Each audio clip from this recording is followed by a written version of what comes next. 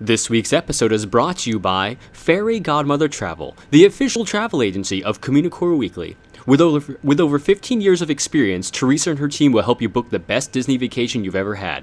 Whether you want to go to Walt Disney World or Disneyland, on a Disney cruise, Adventures by Disney, Alani, whatever, everything in between, Fairy Godmother Travel is the only travel agency we trust to help make Disney magic. Contact them today at Communicore Weekly at fairygodmothertravel.com.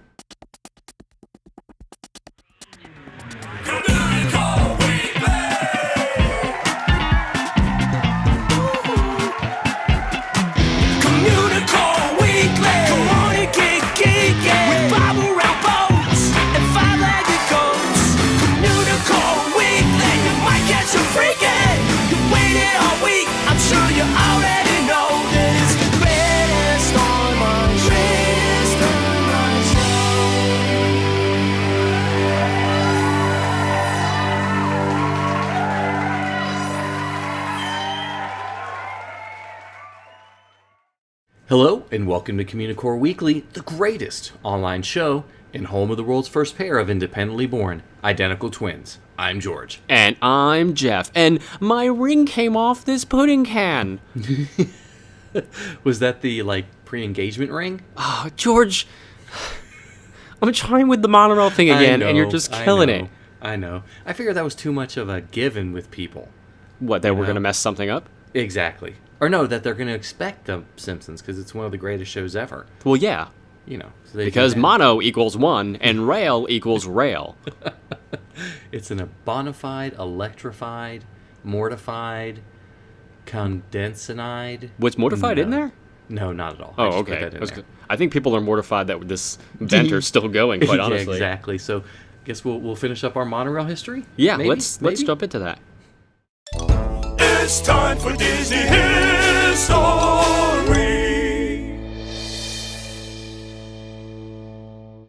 On the last episode, we covered the first 100 years or so of the history of monorails.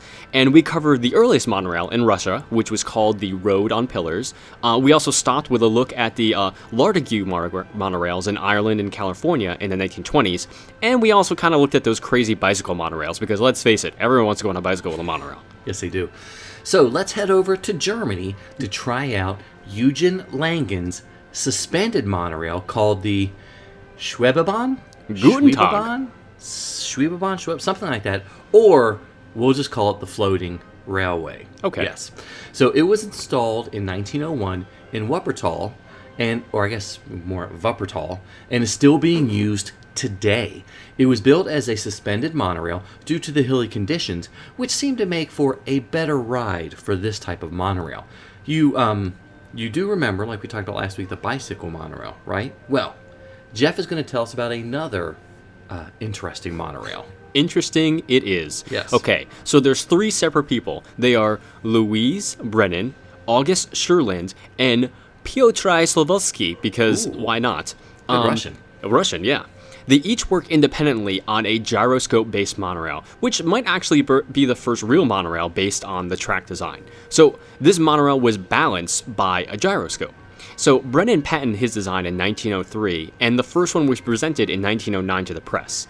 And the other inventors made demonstrations, but World War I effectively halted all the productions. One reporter actually stated that the gyro monorail kept the car balanced even with one side completely loaded with people, while the other side was absolutely empty. Physics! Yeah, physics. So I feel like we should have Neil deGrasse Tyson in here. Hello. Yeah. Something like that. Anyway, I can't do that, yeah. So there was also a monorail built on the tide flats of Seattle in 1911. It cost about $3,000 a mile and went about 20 miles an hour. And like most of the other monorails we've looked at, it simply died from a lack of investors. And in 1914, at the Genoa Maritime Exposition, the Telfer monorail was exhibited, and it resembled the Alweg monorails that would be coming in the future, but no spoilers. It was a straddle-type monorail with two coaches on each side, and it would actually run for a few years before being dismantled. And then there's also another interesting monorail design, the Benny railplane. So it was built in Glasgow, Scotland by George Benny, and the demonstration line debuted in 1929. So basically 2 electric propellers delivered a short burst of power that would get the railplane to almost 100 miles an hour. And the intent was to make a line from London to Paris.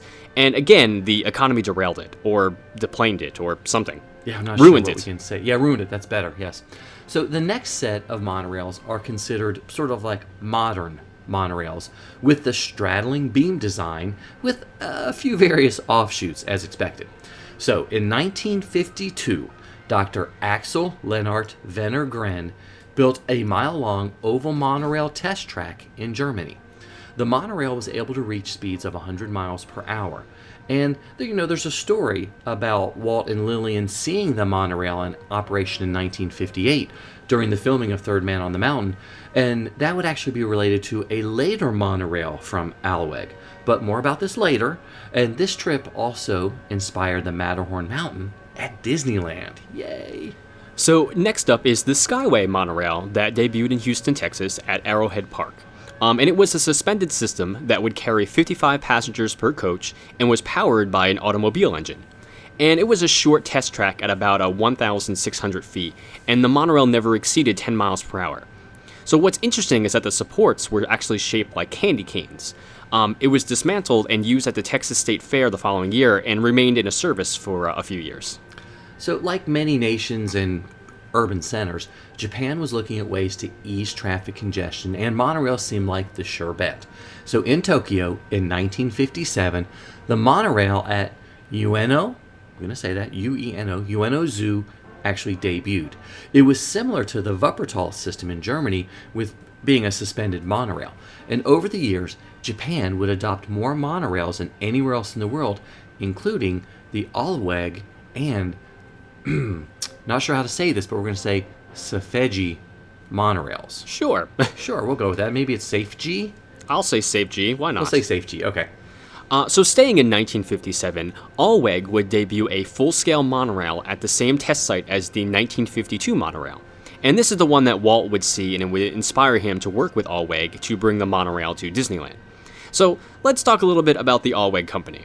It was founded by Dr. Axel Lennart Werner-Gren in 1953. And he was a Swedish industrialist that, like Disney, had money frozen in Germany and other European countries from the war. So he built a test track outside of Cologne, Germany, and this is where Disney saw the monorail. So Werner-Gren was one of the wealthiest men in the world during the 1930s, based on eventually owning, through stock purchases, the Electrolux company, the ones that make the vacuums. And he did find his interest in monorails during the last decade of his life.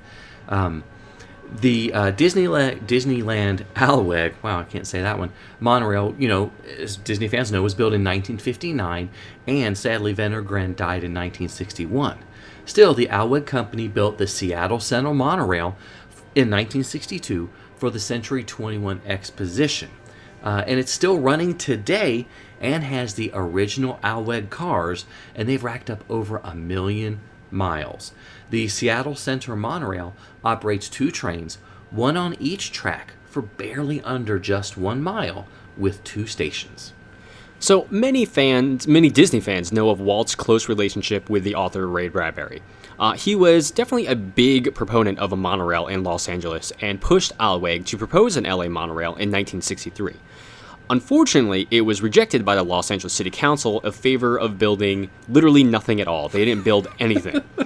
But they did build a monorail for the 1961 International Labor Fair exhibition in Italy. Sadly, the monorail was abandoned in 1963, but patrons to the exhibition could also have experienced Walt Disney Sakurama, which was like a mini Tomorrowland. Yep. So in 1960, Hitachi Monorail licensed the technology from Alweg. They built the very successful Tokyo monorail, and they are still building monorails today. And at some point in the mid-1960s, Alweg ran into some financial troubles and was taken over by Krupp.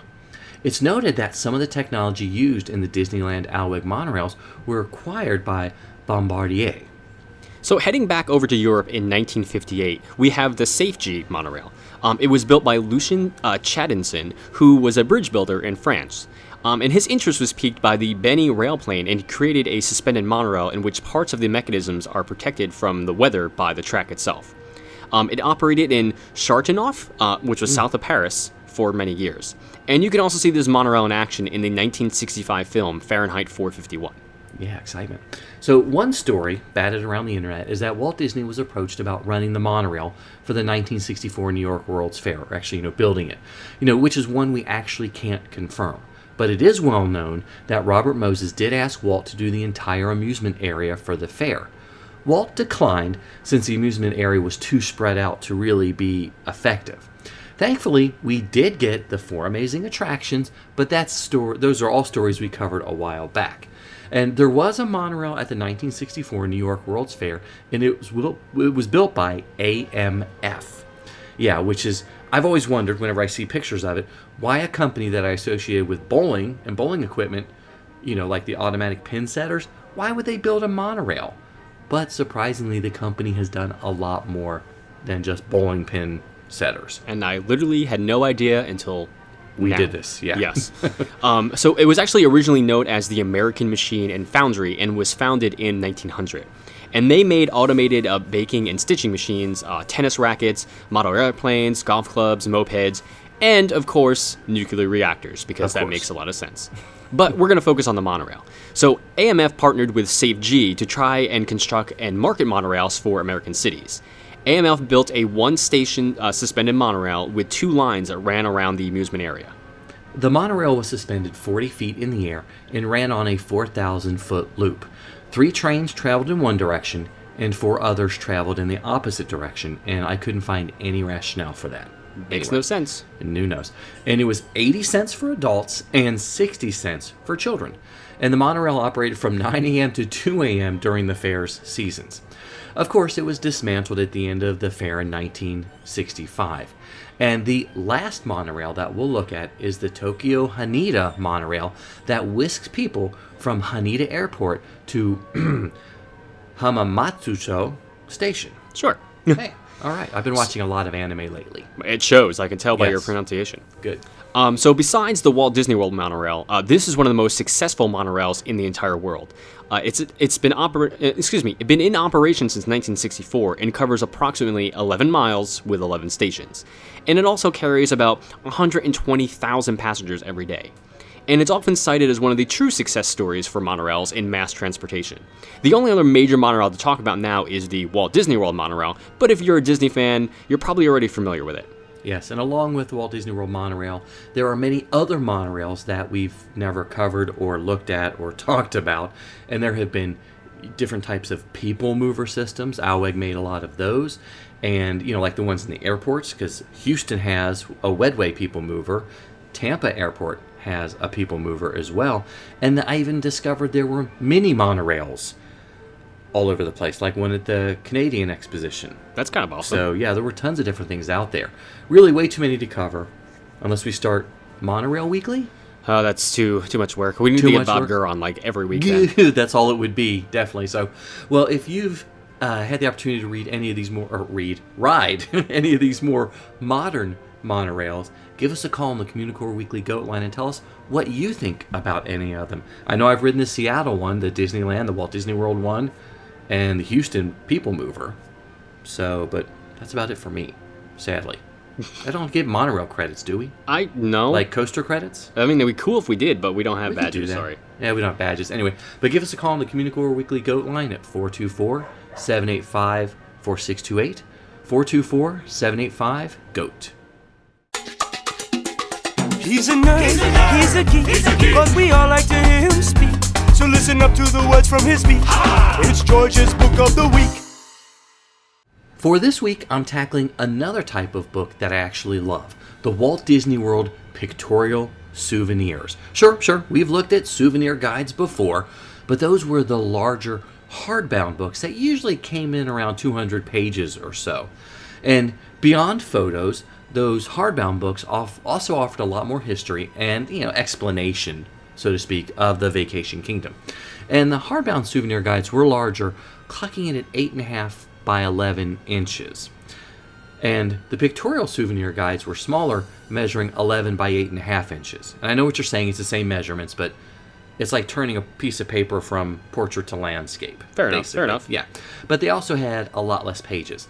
Most of the ones from the 70s had about 36 pages, and some others in the 80s had 64, and one of the last ones I have in the mid-90s has 84 pages. So I think paper got cheaper? Maybe? Sure. Who knows? Okay, so as the name implies for these books, these are pictorial souvenirs and are mostly photographs. Go figure. There is text, usually a descriptive placeholder of some sort, and the books from the first decade stayed almost the same from year to year. They take us land by land through the Magic Kingdom, which is the majority of the pictorial guide. There are amazing shots of attractions and areas from the Magic Kingdom that are long gone. Also, the photos are a lot less posed and more, in the moment, like you're supposed to be at the Magic Kingdom.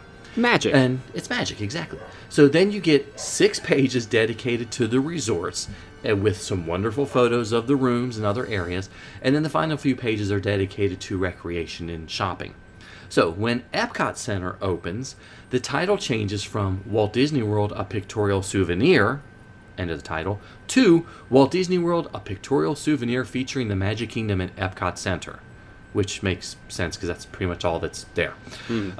Both the Magic Kingdom and Epcot Center are both afforded about 25 pages each. Again, Epcot fans, not pans, those are different. Epcot fans are going to go nuts over this one because the photos of the pavilions and the attractions that are featured, a lot of them are gone or have changed so much you may not even recognize them. And of course, then there's the normal photos of some of the hotels, since there's more of them in recreation areas. And the last one I've got is the 1993 Pictorial Guide. And it's my least favorite, but don't tell it. Even though it has more pages, like I mentioned, it's got 84 pages, it's simply because Disney, it's not that they didn't do a really good job with it. They really, it's very polished, a lot more polished than the other ones, but it's sort of stayed, sort of posed. It's what you expect from Disney in the 90s now that Michael Eisner took over, which we still love Michael Eisner. Of course. Don't get us wrong. In this timeline. But not in the others. Darkest timeline, exactly. But, they obviously hired some very pretty people to be in all the photographs and stuff like that. Because in the 70s guys, you can see normal people walking around. Anyway, those people are all, we won't worry about it. Normal. Exactly, they're normal. So, of course, they had to add the Disney MGM Studios. Still only had half as many pages as the other ones. So there's a little justification for Jeff. And they had, of course, more resorts, the water parks, and stuff like that. Still, all of them are a great walk down memory lane, and any of them are going to be wonderful additions to your bookshelf. But if you can focus on the ones from the 70s and the ones that start off with Epcot, I think you're really, really going to enjoy them. So this week's book is sort of a lot of books called the Walt Disney World Pictorial Souvenir. Sometimes it's a 1, sometimes it's a 2. When you gotta go, what you gonna do? It's a bathroom break. A bathroom break.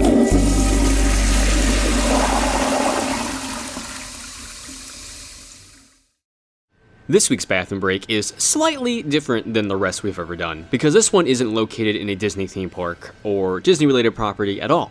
In fact, it's more than one restroom. It's all of the public restrooms in North Carolina. And, we never get political here at Communicore Weekly, but for this one, we had to take a stand on House Bill 2, or HB2 as it's being called.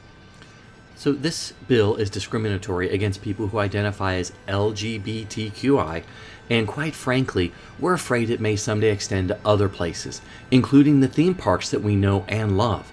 It already affects Carowinds and dozens of other North Carolina parks, and we do not want it to spread to other states, and thus, other parks. So ever since we began, Communicore Weekly has always been open and caring with everyone, including those in the LGBTQI community. In fact, many theme parks are frequented by this community and even staffed by them, Disney especially. So for a governing body to take steps to make them feel unsafe in their own skin, unsafe in their own bodies, and possibly put them in harm's way, we totally disagree with that. People should be free to be who they are, and if someone identifies as a gender that they were not born as, then they should be able to live their life as the one that they do identify as. We strongly oppose HB2 and what it stands for. Communicore Weekly loves and supports the LGBTQI community, and we will continue to do so long after the show ends. So this bathroom break is dedicated to our family, friends, fans, and everyone else who is affected by this bill. We just want you to know that you have our support, our love, and our appreciation. Be yourself, not what society forces you to be. Thank you. Sometimes you might see it, sometimes you don't. Hey, look, what's that? It's a five-legged goat. Located just outside of Humphreys Service and Supplies in Disney's California Adventure, there is a Rambler park there, just waiting to go on a road trip. So we've actually looked at this Rambler before in the past, but it was actually just recently redone and they added some stuff to it. And Cadet Will wrote us to tell that something new had been added to it. So in the back window on the right-hand side, there is a sticker on the window for the spectacular Rainbow Caverns. Of course, this was part of the Rainbow Caverns Mine Train, which opened in 1956 at Disneyland, and later became part of the Mine Train through Nature's Wonderland, which opened in 1960, and that closed in 1977. So this family has obviously been there before. Exactly, and we would like you guys to ramble over to our contest. Okay, I'll take it. Go on. Sure, maybe. Tell me I was more. going to do something about, that guy who wrote that song about body is a wonderland. But your body is nature's wonderland. Okay, I could have seen that one going too. That would have been a little okay. weird that way, but okay. Yeah, a little uncomfortable. Okay, so we're up to the segment of the show we like to call a Year of a Million or So Limited Time Cadets Prize winner. And this week's it's Jeff's turn to announce the prize winner. Oh, that's right, it is. So this Yes. week, you're going to win a Fairy Godmother Travel prize pack. So thank you, Teresa Corey. And this week's winner, oh my God. A wither? This week's Hopefully winner not, but... is Nicholas G. from Gig Harbor, Washington. Fantastic. Hooray! Maybe it's an umbrella. Congratulations. Yeah, for that area, it might be. Yeah, it's a. Do we have Communicore Weekly umbrellas? We did, but they all flew away. They all blew away. Exactly. They got turned inside out and flew away. So, as a reminder, if you haven't listened to the past year and a half worth of shows, to be a part of this Year of a Million or So Limited Time Cadets Prize contest, you just have to email us at communicoreweekly@gmail.com with your name, address, and birthday so we can put you on the list. And there's still plenty of shows. There is plenty of shows left, my friends. But not much longer. And the more people that mail us, the harder it gets to win. You have 35 more chances after this show. Wow. That's crazy. Good luck. Okay, well, thank you guys so much for watching and listening to another episode of Communicore Weekly. Yeah, no matter how you get the show, if you watch it on iTunes, leave us a comment, or if you get it on on YouTube, you know what I mean. Just leave us a comment or a rating. We'd love to hear what you think about it. As I mentioned earlier, email us at communicoreweekly@gmail.com to enter the contest, or just say hello, people. You can also like us on Facebook at facebook.com/Communicore Weekly. And follow us on Twitter, Instagram, and Periscope. I'm at ImagiNerding. He's at Jeff Heimbuck. And you can always give us a call on the Communicore Weekly Goat line at 424-785-4628. And visit the Communistore on our website, or get awesome t-shirts at communicoreweekly.spreadshirt.com, because you know you want to wear them. And there's still plenty of time left to get your official cadet membership card and stickers. Send a self-addressed stamped envelope to Communicore Weekly, P.O. Box 432, Orange, California, 92856.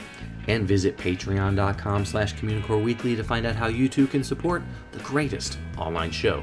For Jeff Heimbuck, I'm George Taylor. And for George Taylor, I'm Jeff Heimbuck. Thanks so much for listening, guys and gals. We'll see you next time on Communicore Weekly, the greatest online show.